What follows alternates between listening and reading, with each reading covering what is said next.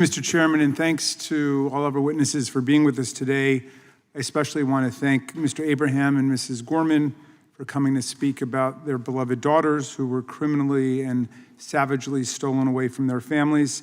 As a father, I too know the pain and devastation of losing a child, and my heart goes out to you and to your families.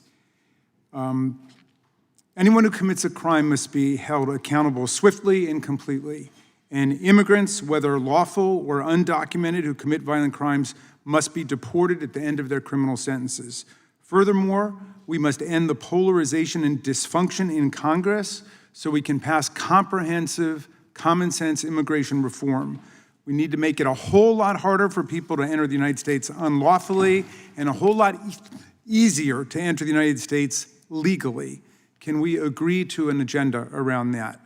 And yet, instead of working with us on basic common sense reforms to make dreamers lawful residents, to fortify the border, to expand the categories for admission of lawful immigrants, and to make sure DHS and ICE are properly focused on following the law and pursuing their basic self-proclaimed mission of keeping us safe from the worst of the worst, our colleagues are conducting an endless series of hearings on sanctuary cities. This is our fourth such hearing. And I'm not sure Republicans have even come to any agreement on what they mean when they use that spooky term. Last year, Trump's Department of Homeland Security published a list of nearly 400 counties that it classified as sanctuary jurisdictions. This caused an uproar with dozens of conservative sheriffs across the country. Their counties were named sanctuary jurisdictions simply because they had strong policies on upholding states' rights and rejecting unfunded federal mandates, and strong policies against conscripting state and local officers to execute federal duties. Stunned by this response, DHS removed the list days after it was published because a list of sanctuary jurisdictions defying the feds could not possibly include so many conservative sheriffs from red counties who drew a strict line around on how much of their locally raised tax revenues and resources they should have to spend carrying out the federal government's immigration enforcement agenda and other constitutional responsibilities when the federal government has a budget far larger than they do. Well, this was a telling collision between Republicans and Republicans. For decades, conservatives argued that the federal government could not impose unfunded federal mandates on localities or boss around state and local officials to force them to do the work of federal officers charged with enforcing federal laws. They even succeeded in the Prince case in 1977 to convince a conservative Supreme Court majority to hold that the 10th Amendment invalidated a provision in the Brady Handgun Control Act, which purported to compel sheriffs and police chiefs to conduct background searches on prospective gun buyers.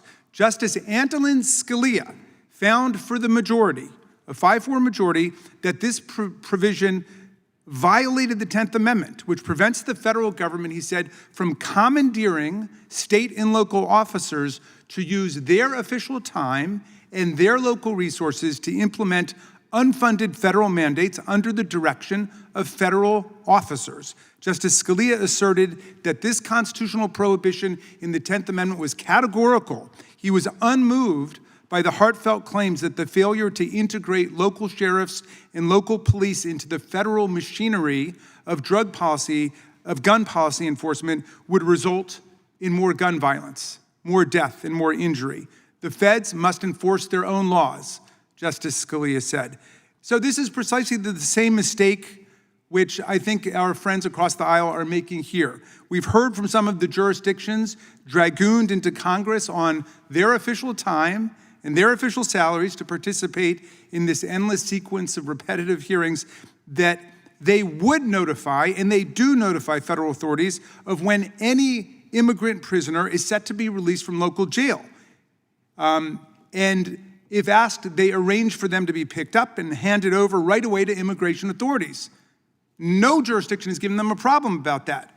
But what the ones who've appeared before us say they cannot do is hold such prisoners beyond the length of their judicial sentences for the convenience of federal officials, both because this practice turns state and local officials into de facto federal workers as Justice Scalia said you can't do, reporting to ICE or the Department of Homeland Security instead of reporting to their own courts, and also because they say, and certainly the people from Virginia who showed up at the last such hearing said, they have no constitutional authority under due process or habeas corpus law to hold prisoners without arrest, prosecution, and conviction. So the position they've taken, which doesn't seem at least to be unreasonable or deranged, is simply they're very happy to work with the feds to turn people over before their sentences are completed, but after their sentences are completed, they can't hold them. So why are our colleagues so desperate to keep pulling this boogeyman of the sanctuary jurisdictions out of the closet?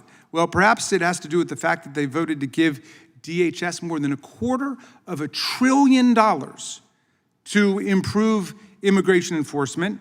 And America has watched as the Department of Homeland Security has used this staggering pile of money to waste on luxurious private jets for the secretary, complete with bedrooms and bars, on overpriced and ultimately useless industrial warehouses to detain human beings that are now being sold off at a massive loss to the taxpayers, on a glitzy $220 million public relations horseback photo shoot and ad campaign for a glamorous Department of Homeland Security secretary who called the slain citizens Alex Preddy and Renee Good terrorists.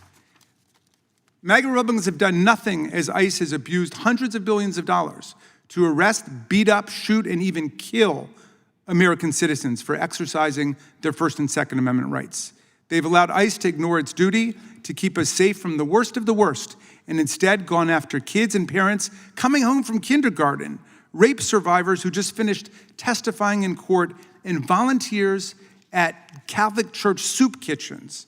ICE's indiscriminate and chaotic immigration enforcement has also undermined the ability of state and local prosecutors and law enforcement to keep their own communities safe and to deliver justice to victims of crime. They are deporting crime victims as well as key witnesses and informants without any notice to state or local police and prosecutors. As a result, investigations are being thwarted, criminal trials are being thrown into disarray, and American communities are less safe.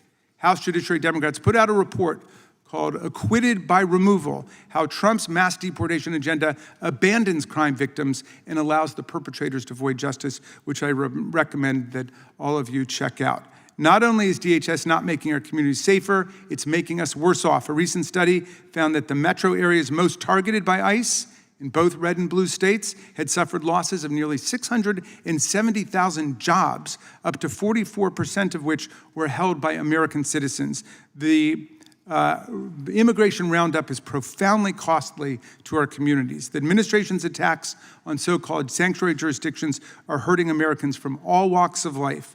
One can only regard with amazement the fact that rather than own up to this disastrous record, my colleagues are trying to change the subject and blame the failures of the Department of Homeland Security, not on Kristi Noem and her dysfunctional accomplices and successors, but on the state and local jurisdictions, which did not create the problem, have no real power to address it, and are constitutionally protected from being impressed into service, as Justice Scalia said, by an illegal commandeering policy passed by Congress. DHS has 250,000 employees and a budget larger than that of 150 countries on earth. It has over 80,000 sworn law enforcement officers, more than the number of officers in New York, Chicago, LA, Houston, DC, Las Vegas, and Dallas combined. But despite all of that, our colleagues think that state and local jurisdictions should be using their money and their funds to do the Department of Homeland Security job for them. If our colleagues are serious about public safety, they should join us in imposing guardrails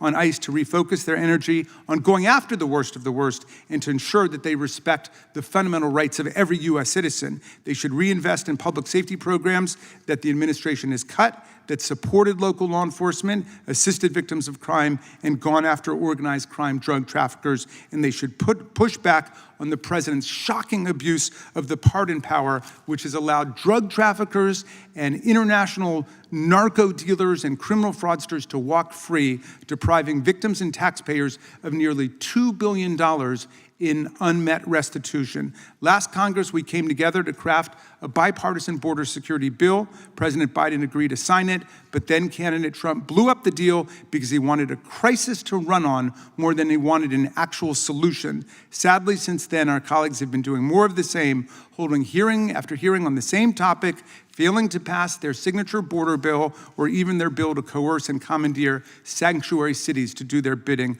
I look forward to hearing from our witnesses today and hope that we can rejoin together in doing the work of the American people. Thank you, Mr. Chairman.